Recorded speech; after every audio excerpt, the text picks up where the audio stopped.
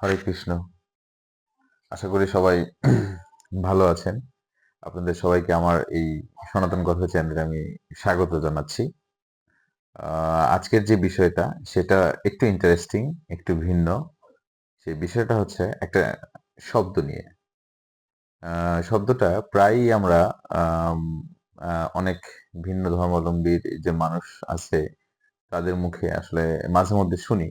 একটু মানে আসলে শব্দটার সঠিক ব্যাখ্যা আমরা জানি না। কেউ ভিন্নভাবে নিবেন না। আমি সেই শব্দটার সঠিক ব্যাখ্যাটা নিয়ে আপনাদের সাথে কথা বলার জন্য আসছি। সেটা হচ্ছে মালাউন শব্দটা, হ্যাঁ?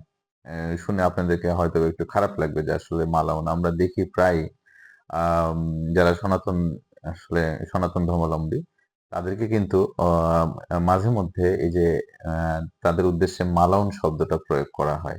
সেটা গালির স্বার্থে হোক অথবা আম যেকোনোভাবেই বলা হোক না কেন। তো আমি আসলে এই মালাউন শব্দটা এটার আ সঠিক আসলে ব্যাখ্যাটা কি?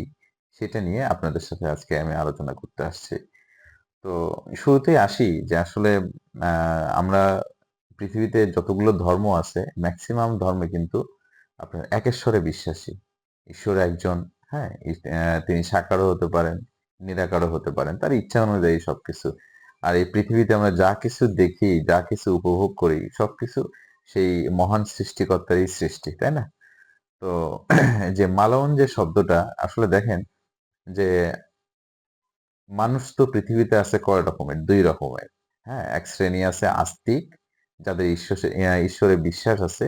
আরেক শ্রেণী আছে হচ্ছে নাস্তিক, যাদের ঈশ্বরে কোনো বিশ্বাস নেই।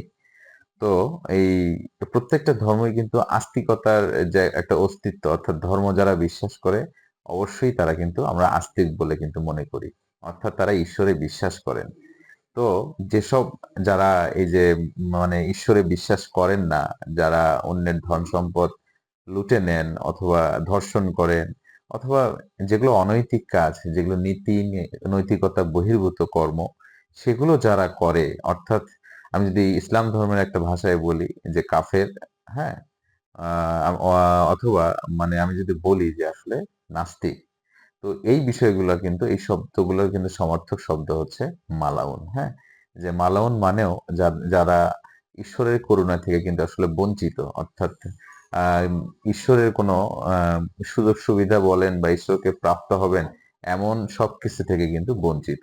অর্থাৎ যারা ধর্ষণ করতে পারে, যারা লুণ্ঠন করতে পারে, লোভ লালসা যাদের মধ্যে সবসময় আছে, এরাই হচ্ছে মালাউন। এখন এই মালাউন শব্দটা আ আসলে মানে আমরা মানে সনাতন ধর্মাবলম্বী বিশেষ করে এদের ক্ষেত্রে বেশি প্রয়োগ করা হয়।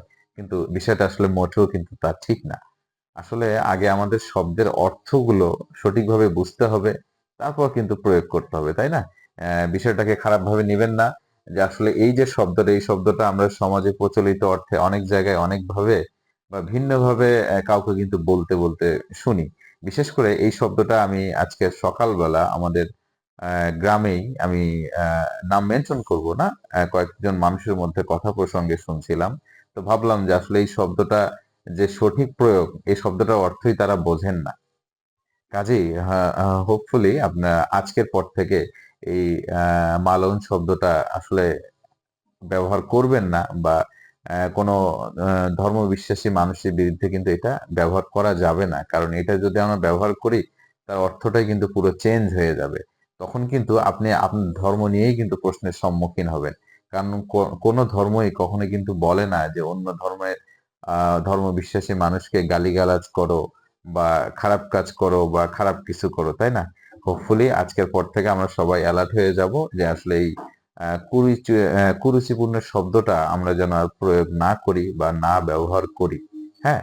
এই মালউন শব্দটা শুনতেও যেমন খারাপ, এর অর্থগত দিক থেকেও কিন্তু যে ঈশ্বরের সবকিছু অর্থাৎ পরম সৃষ্টিকর্তার সবকিছু থেকে করুণা থেকে কিন্তু বঞ্চিত, তাকে কিন্তু মালউন বলা হয়। তো কাজেই আমরা যারা জানি না তারা আজকের পর থেকে এই বিষয়টা একটু এলার্ট থাকবো। সবাই ভালো থাকবেন, সুস্থ থাকবেন।